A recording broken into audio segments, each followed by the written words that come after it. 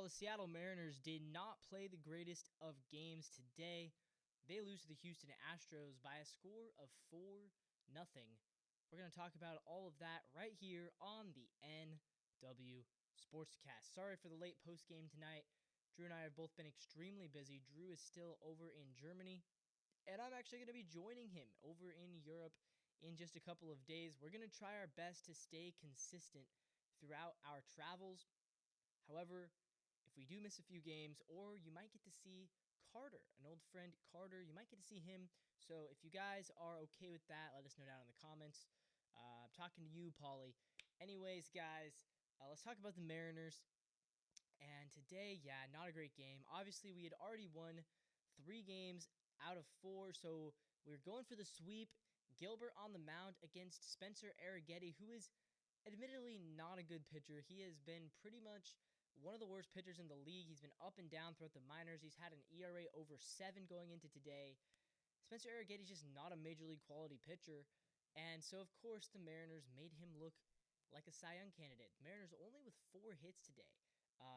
2 of those off the bat of Ty France, 1 from Julio Rodriguez, and I believe the last one was from Mitch Haniger. Correct me down in the comments if I'm wrong about that. But I believe it was Haniger with 1, France with 2, and Julio with 1.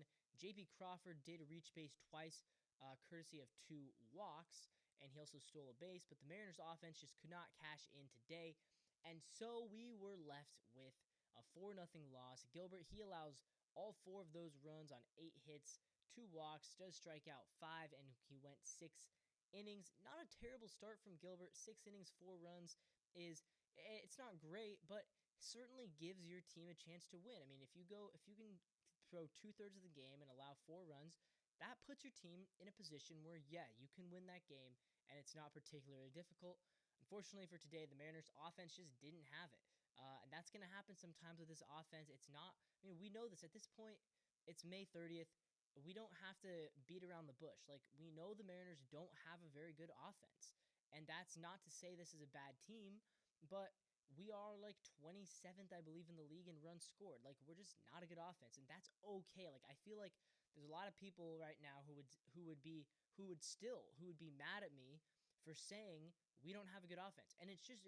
Like, maybe in a few months, if Julio really gets going, if Cal really gets going, JP, maybe, and, make a trade.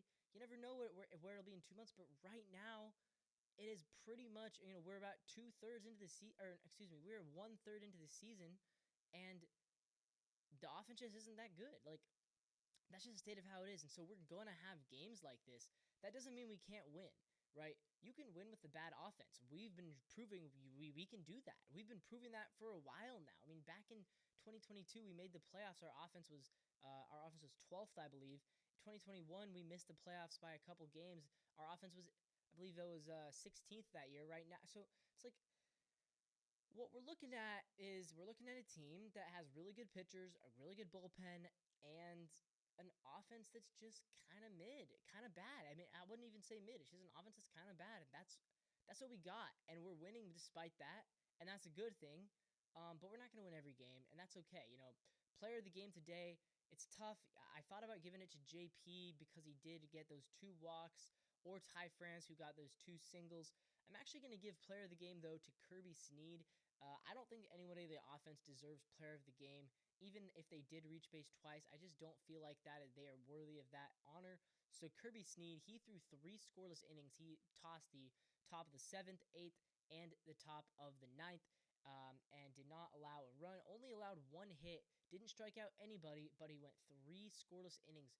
Good job for Kirby Snead, Mr. 1000. He is beginning to solidify his place in the bullpen, and of course, it's hard to know how long of a leash he really has. At this point, he's the last guy in that pen. He is pretty clearly the number 8, because you got Munoz, Stanek, Spire, Thornton, Saucedo, Voth, and Mike Baumann, who we just traded for. Those are your top 7. So if Gregory Santos comes back in the next month or so, Kirby Snead, he's going to be the one who gets the boot, but still, he's doing a good job so far, and he is your player of the game today. Kind of weird to give Kirby Snead player of the game, but that is the way the cookie crumbles. And I don't want to get too much in depth. A couple of notes for today. Ryan Bliss was not playing for the second game in a row. Kind of interesting that we've decided that we're gonna also platoon him. I said when we called him up, I do not want to see him in a platoon. I want him to play every day because I want to see if there's something there. But he didn't hit. He didn't get a hit in his first 2 games. Didn't get a hit when he pinch hit the night before. So unfortunately for him, he has to sit on the bench. And Luke Raley, he would normally have been playing today. We were facing a righty, but Luke Raley was dealing with some lat soreness, so he sits today. And don't be surprised if he is again inactive on the weekend. Hopefully, he's not inactive. Hopefully, he comes out and is able to play tomorrow against the Angels. But if he isn't, then it is what it is. The Mariners are now 58 games into the season, and we currently holding a record of 31-27, 4 games above 500. We have still not made it any higher than 5 games above 500. So so far 5 is as high as we've gotten. And of course, the goal would be you'd love to start pushing towards 6, 8, 10 games above 500.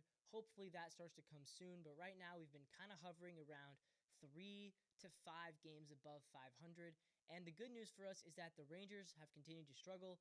The Astros, of course, have continued to struggle. Even with the loss today, the Astros are 5.5 games back of us. We are 4 above, and they are 7 below. So they are 5.5 back. And at this point, I really do feel like we may have buried them for good. Obviously, you don't want to count the Astros out because they are the Astros. But right now, it does feel like we have kind of built a pretty solid lead over them for the division. So hopefully that will last, and hopefully we will just continue to grow that lead. The Angels are not a good team, so we should be able to get some wins against the Angels. We should be able to hopefully at least take 2 of 3, if not get the sweep. It'd be really disappointing if the Mariners are unable to win this series at home against a subpar Angels team. And right now the Angels, no Mike Trout, no Anthony Rendon. That is they are the 2 best hitters on that team, and they're both injured. So really a prime opportunity to take some games against a pretty easy team. And this is what we've been talking about, right? The Mariners' schedule from here on out, beginning with this series against the Astros and continuing on throughout the season, we have the easiest remaining schedule right now as far as opposing teams' records in the MLB.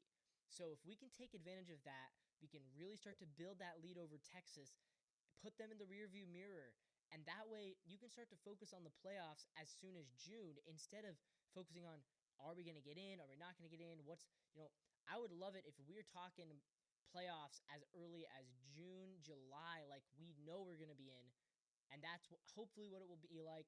But of course, we'll just have to wait and see. So tomorrow, it's going to be Brian Wu. He's had an excellent season so far, so hopefully that will continue. Then we got Bryce Miller on the mound on Saturday. And then on Sunday, it will be Luis Castillo. And then the Mariners will take off after what will hopefully be a really successful homestand. It already has been. Taking 3 of 4 from the Astros is already successful as it is. But if you take another series against Los Angeles, that makes this homestand even better. With all that being said, thank you so much for watching. This is the NW Sportscast. If you like what you see, subscribe to the channel for more content just like this. We do Mariners post games, and we're still waiting for Drew. He has been teasing for the past couple of weeks. He's been teasing a Seahawks prediction video. Not sure when he's going to be posting that, but if maybe I will actually have to come up with my own Seahawks prediction video, and I could post that as early as tomorrow. If you guys want that in the comments, let me know. But with that all being said, guys, thank you so much for watching. The support means everything to us, and continue to support the Mariners. They need all the support that they can get as they continue their chase for the first AL West division title in 23 years. We are currently on pace to do that. Hopefully it continues, guys. We'll see you tomorrow, and as always, go Mariners.